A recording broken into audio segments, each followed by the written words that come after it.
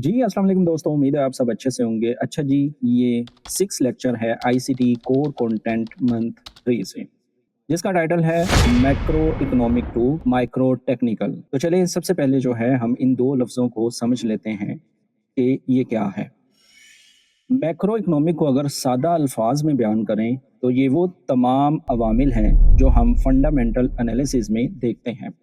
जैसे कि FOMC meeting, NFP का डाटा, सीपीआई, पीपीआई, इन्फ्लेशन और हाल ही में ट्रेड वार जो कि आलमी सतह पर टैरिफ की शक्ल में चल रहा है। तो आप समझ लें मैक्रो इकोनॉमिक वो स्टडी है जिसमें कौमी और बैन अवी सतह पर चीज़ें देखी जाती हैं, जिनका मैंने ऑलरेडी जिक्र कर दिया है।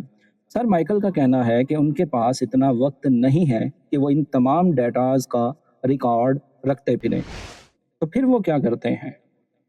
इसका जवाब माइक्रो टेक्निकल में छुपा है। माइक्रो टेक्निकल एक ख़ास किस्म की स्टडी है, जिससे हमें ऐसा पर्सपेक्टिव मिलता है जो मैक्रो इकोनॉमिक की डायरेक्शन को समझने में मददगार साबित होता है। और इस स्टडी का सबसे अहम जुज़ इंटरेस्ट रेट्स हैं। आपको पता है कि इंटरेस्ट रेट्स के ज़रिए हम किसी भी करेंसी की ताकत या कमज़ोरी का अंदाज़ा लगा सकते हैं। अगर हमें इंटरेस्ट रेट्स की सूरत हाल का पता चल जाए, तो हम किसी भी करेंसी के वीक या स्ट्रॉन्ग होने का तयन कर सकते हैं।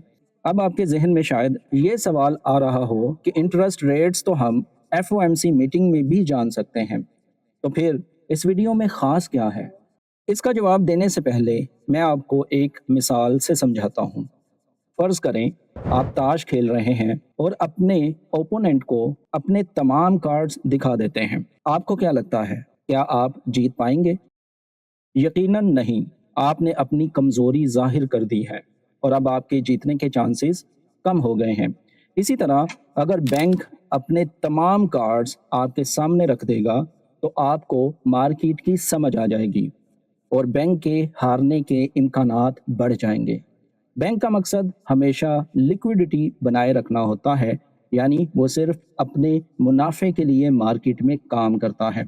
इसलिए इस वीडियो में हम ये जानेंगे कि हम इंटरेस्ट रेट्स को किस तरह एसएमटी डाइवर्जेंस की मदद से पहचान सकते हैं कि वो बढ़ रहे हैं या कम हो रहे हैं, जैसा कि हमने पिछली वीडियो में इस पर बात की थी। और अगर आपको इंटरेस्ट रेट्स का पता चल जाएगा, तो आप डॉलर की स्ट्रेंथ और वीकनेस को जान सकते हैं। और अगर आपने डॉलर की स्ट्रेंथ और वीकनेस को जान लिया, तो आप इसके जितने भी अपोजिट पेयर हैं, यूरो है, जीबीपी है, जेपीवाई है, कैड है, ये तमाम पेयर्स की डायरेक्शन को जान सकते हैं, वो भी लॉन्ग टर्म के लिए, यानी 2 से 3 महीने या 3 से 4 महीने तक आप जान सकते हैं कि डॉलर वीक रहेगा या स्ट्रॉन्ग रहेगा। तो चलें इस वीडियो को शुरू करते हैं और चार्ट पर जाकर इसका अमली मुज़ाहरा करते हैं। तो दोस्तों आपको 30 इयर्स ट्रेजरी बॉन्ड चार्ट पर जाने के लिए आना पड़ेगा barchart.com पर। और यहाँ पे आपने सेलेक्ट करना है फाइनेंशियल। फाइनेंशियल में आपको ये टी बॉन्ड नज़र आ रहा है। This is the chart of 30 years treasury bond. तो हम जून फ्यूचर कॉन्ट्रैक्ट जो है इसको ओपन करेंगे और यहाँ से हम इसको कर लेंगे फुल चार्ट और मज़ीद हम इसको फुल स्क्रीन चार्ट कर लेंगे। तो यहाँ पे सबसे पहले मैं आपको बताना चाह रहा हूँ कि 30 इयर्स ट्रेजरी बॉन्ड से हम कैसे अंदाज़ा ले सकते हैं कि इंटरेस्ट रेट्स बढ़ रहे हैं या कम हो रहे हैं। बेसिकली 30 इयर्स ट्रेजरी बॉन्ड जो है ये इंटरेस्ट रेट के अगेंस्ट जाता है। जैसा कि अगर आप यहाँ पे देखते हैं, तो ये दिसंबर का डाटा है। दिसंबर में ये नीचे गिरना स्टार्ट हुआ था। तो इसका मतलब ये है कि जो डॉलर इंडेक्स के रेट्स थे, वो बढ़ना शुरू हुए थे। डॉलर इंडेक्स जो है वो ऊपर जाना शुरू हुआ था। तो इसी तरह जब ये 14 जनवरी में ऊपर जाना शुरू हुआ है, तो जो डॉलर इंडेक्स है, वो नीचे आना शुरू हुआ, क्योंकि वहाँ पे जो है इंटरेस्ट रेट्स कम होना शुरू हो गए थे। जैसा कि मैंने आपको इंट्रो में बताया कि बैंक आपको कभी भी सही चीज़ें नहीं बताएगा, तो ये सर का one of the top secrets में से एक है, जिसको हम यूज़ करके हम लॉन्ग टर्म पर्सपेक्टिव ले सकते हैं। अच्छा, इसको आपने कभी भी डेली से नीचे यूज़ नहीं करना। मीन्स आपने हमेशा डेली के चार्ट पर ही इसके एनालिसिस करने हैं, क्योंकि हमने लॉन्ग टर्म पर्सपेक्टिव लेना है। ठीक है, ये ट्रेजरी बॉन्ड है, जून का कॉन्ट्रैक्ट है। ठीक है, यहाँ पे आप देख सकते हैं कि लो लगा है जनवरी में। अब हम ओपन करते हैं चार्ट डॉलर का, ठीक है? और हम फिर जाएँगे barchart.com पर और हम यहाँ पे करेंसीज़ में जाके यूएस डॉलर सेलेक्ट करेंगे। तो हम यहाँ पे अगेन जून वाला जो कॉन्ट्रैक्ट है उसको ओपन कर लेंगे। अगेन फुल चार्ट करेंगे और इसको भी हम फुल स्क्रीन कर लेंगे। अब यहाँ पे आपने गौर करना है। आप ये देख सकते हैं कि 14 जनवरी को जो टी बॉन्ड है 30 इयर्स ट्रेजरी बॉन्ड जो है वो लो लगाता है और जो हमारा डॉलर इंडेक्स है वो हाई लगाता है। लेकिन यहाँ पे हमें ये लो एंड हाई तो मिल गया। अब हमने इन दोनों का कंपैरिज़न क्या करना है? जैसा कि मैंने आपको बताया है कि ये दोनों इनवर्सली कोरिलेटेड हैं, यानी एक दूसरे के खिलाफ चलते हैं। अगर तो यूएस डॉलर स्ट्रॉन्ग होगा, तो जो टी बॉन्ड है वो वीक होगा। टी बॉन्ड स्ट्रॉन्ग होगा तो डॉलर इंडेक्स वीक होगा। तो ये तो हमें चीज़ पता चल गई है। अब हमने इसमें देखना क्या है? इसमें हमने देखना है एसएमटी।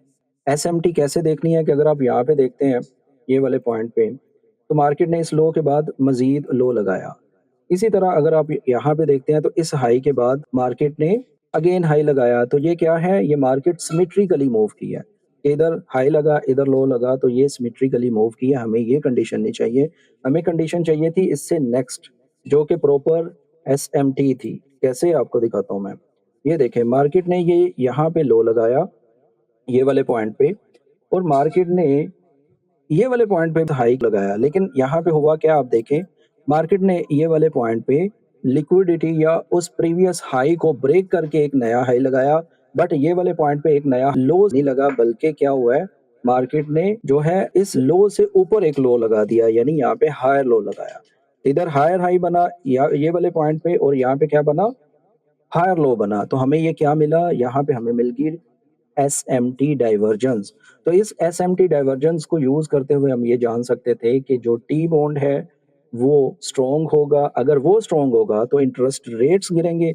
अगर इंटरेस्ट रेट्स गिरेंगे तो डॉलर इंडेक्स में क्या होगा, वीकनेस होगी। डॉलर इंडेक्स वीक होगा, वो गिरेगा। अगर डॉलर इंडेक्स वीक होगा तो हमें क्या मिलेगा, हमने क्या करना है, हमने यूरो को बाय करना है, हमने जीबीपी को बाय करना है, हमने एयूडी, एनजेडी को बाय करना है, जैपनीज़ येन को, अगर हम पेयर की बात करें यूएसडी जेपीवाई को सेल करना है, यूएसडी कैड को सेल करना है, यानी वो पेयर जिसमें यूएसडी पहले आता है उनको सेल करना है, और जो बाद में माइनर करेंसी में आता है उसको हमने बाय करना है। चार्ट पर भी जाकर हम देखेंगे।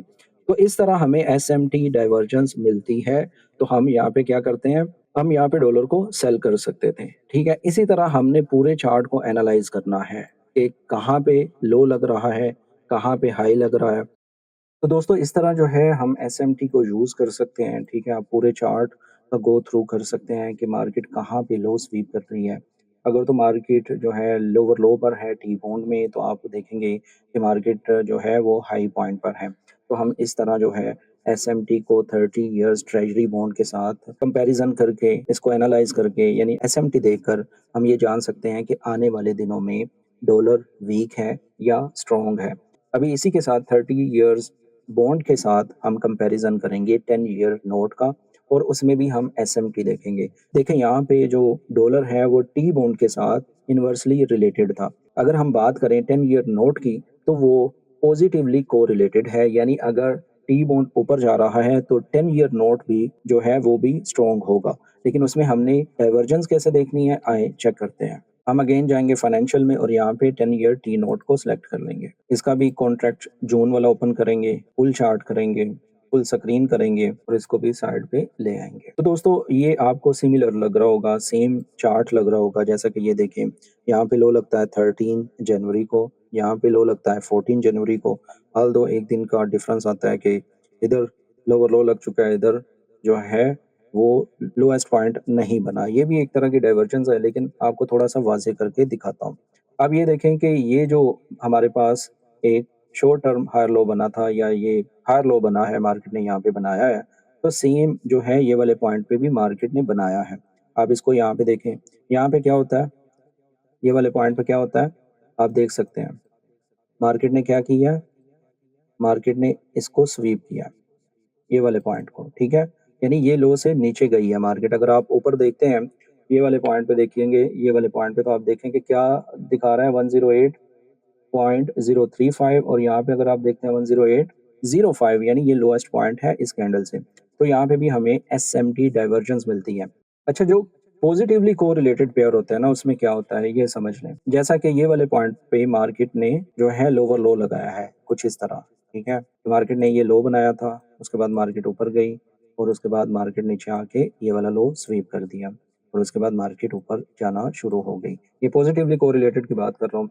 तो जब एक पेयर में लोअर लो लग चुका है और जो दूसरा पेयर है उसमें मार्केट ने लोअर लो नहीं लगाया, तो ये हमें मिल गई एसएमटी डाइवर्जेंस यानी स्मार्ट मनी टूल या स्मार्ट मनी टेक्निक्स। आप ये देखें कि यहाँ पे मार्केट ने क्या किया है, मार्केट ने लोअर लो नहीं लगाया, जबकि ये वाले पॉइंट पे मार्केट ने लोअर लो लगा दिया।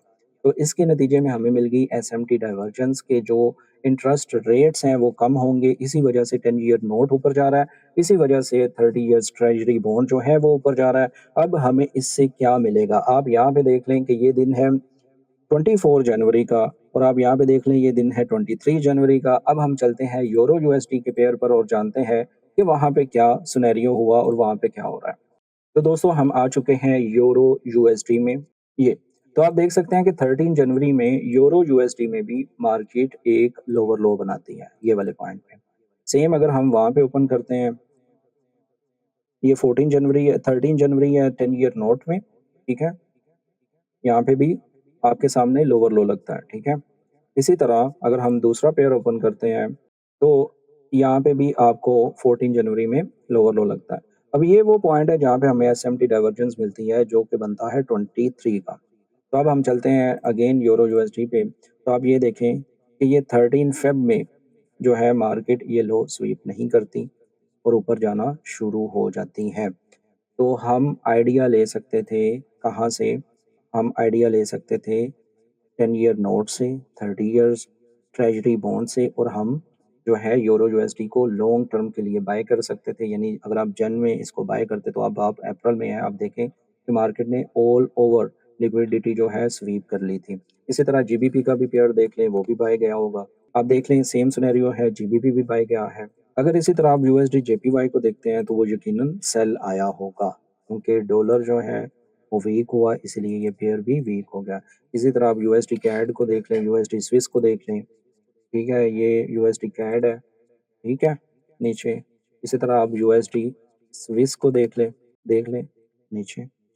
तो दोस्तों बहुत सिंपल अल्फाज में अगर मैं आपको बताऊं तो वो क्या है कि अगर 10 ईयर ट्रेजरी नोट स्ट्रॉन्ग हो रहा है तो हम डॉलर को वीक देखेंगे, और अगर हमें एसएमटी मिल जाती है डॉलर इंडेक्स के साथ 30 ईयर्स ट्रेजरी बॉन्ड की, और इसी तरह 30 ईयर्स ट्रेजरी बॉन्ड की हमें मिल जाती है एसएमटी, इसके positively correlated pair 10 year note के साथ, तो हमें एक लॉन्ग टर्म पर्सपेक्टिव मिल सकता है जिससे हम डॉलर को स्ट्रॉन्ग होता हुआ देख सकते हैं या वीक होता हुआ देख सकते हैं। जैसा कि अगर अभी करंट सिनेरियो में आप देखना चाहें तो क्या है, हम इससे क्या पर्सपेक्टिव ले सकते हैं? हम इससे पर्सपेक्टिव ले सकते हैं कि ये जो मूव आई है ना डॉलर इंडेक्स में, ठीक है, ये स्टिल कंटिन्यू रहेगी, ये स्टिल जो है कंप्लीट नहीं हुई, डॉलर इंडेक्स स्टिल वीक है। इसी तरह अगर हम यहाँ पे देखते हैं तो ये जो है ये फिर सर उठाना शुरू हो गया है और हम इसको मज़ीद थोड़ा-सा ऊपर जाता देख सकते हैं, जो कि 119 तक जा सकता है, क्योंकि ये जो लिक्विडिटी है ये मार्केट ग्रैब कर सकती है, ठीक है? तो स्टिल हम डॉलर को वीक देख रहे हैं। तो दोस्तों आई होप आपको इस वीडियो में कुछ ना कुछ सीखने को मिला होगा। अगर आपको ये वीडियो पसंद आई तो इसको लाइक करें, कमेंट करें, चैनल को सब्सक्राइब करें और इस वीडियो को अपने दोस्तों के साथ ज़रूर शेयर करें। मिलते हैं नेक्स्ट वीडियो में। अल्लाह हाफ़िज़।